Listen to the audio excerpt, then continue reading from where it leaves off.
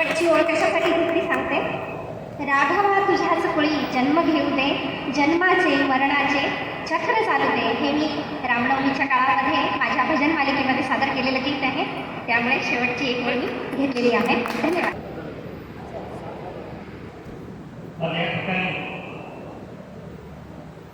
बहुवी सभासद अकादमीच्या माध्यमातून आयोजित केलेल्या या बहिणी फक्त तुझ्यासाठी या आगळ्या वेगळ्या सांस्कृतिक कार्यक्रमामध्ये उपस्थित आमचे ज्येष्ठ मार्गदर्शक माननीय यांचे पेंगेकर सर,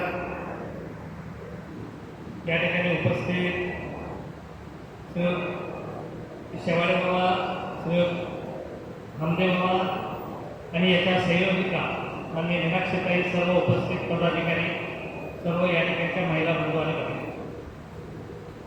खरं तर असा एखादा आगळा वेगळा कार्यक्रम की ज्या ठिकाणी गृहिणींना व्यक्त होण्याची संधी मिळणं, याचं एक खूप अनन्यसाधारण महत्त्व आहे. आणि आज खरं तर आज आपण सगळ्यांनी बातम्या पाहिल्या असतील की ज्यांनी केवळ या देशात नाही जगामध्ये आपल्या सर्वांना मंत्रमुग्ध केलं आणि एक नवी ओळख या ठिकाणी भारतीय संगीताची सर्व जगाला पोहोचवली. अशा आशाताईंचं आज दुर्दैवी निधन झालं आणि त्यांनाही आपण या ठिकाणी भावपूर्ण श्रद्धांजली अर्पण केली. परंतु एक महिलांचं असणारं स्थान हे खूप अनन्यसाधारण, त्याचं एक महत्त्व आहे. आणि हे लक्षात घेऊन खरं तर मीनाक्षीताईंनी अशा प्रकारच्या उपक्रमाचं आयोजन केलं आणि 9वं वर्ष अशा या कार्यक्रमाचं आहे. याच्याबद्दल मी त्यांचं खूप खूप अभिनंदन या ठिकाणी. कारण की ही एक खूप देशाची एक शक्ती आहे महिलांची. आणि हे लक्षात घेऊन आता या 2-4 दिवसानंतर आता देशाचे पंतप्रधान माननीय नरेंद्र मोदी हे पण आता एक विशेष कायदा घेऊन आपल्याला या देशाच्या संसदेमध्ये सर्व संसदीय मंडळामध्ये महिलांचं प्रतिनिधित्व वाढवण्यासाठीचं बिल आता ते या 2-4 दिवसामध्ये त्या 16 तारखेला ते संसदेमध्ये आणत आहे.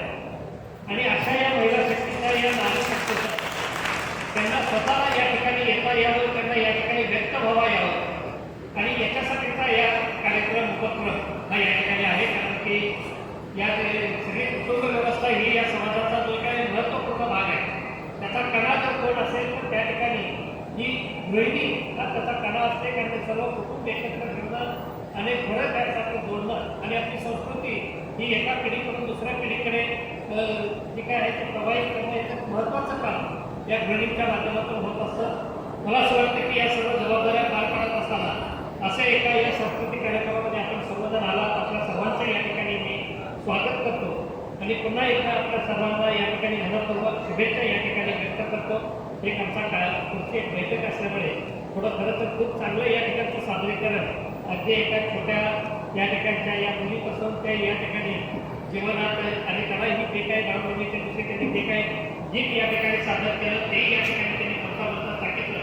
त्यातून ते पूर्ण गीत माझ्या डोळ्यासमोर तरुण केलं. तर कधीतरी ते ऐकण्याची नक्की संधी मिळेल याची मी आशा करतो आणि शुभेच्छा व्यक्त करून मी या ठिकाणी करतो. नमस्कार.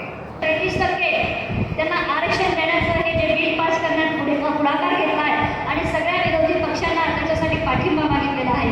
आणि त्यासाठी म्हणून आपल्या पूर्ण नारी शक्ती आणि त्याचप्रमाणे ह्या सर्व शक्तीतर्फे आपण आपल्या आदरणीय पंतप्रधान नरेंद्रजी मोदी यांचं खरोखर मनापासून धन्यवाद मानून आणि अभिनंदन करू. आपल्या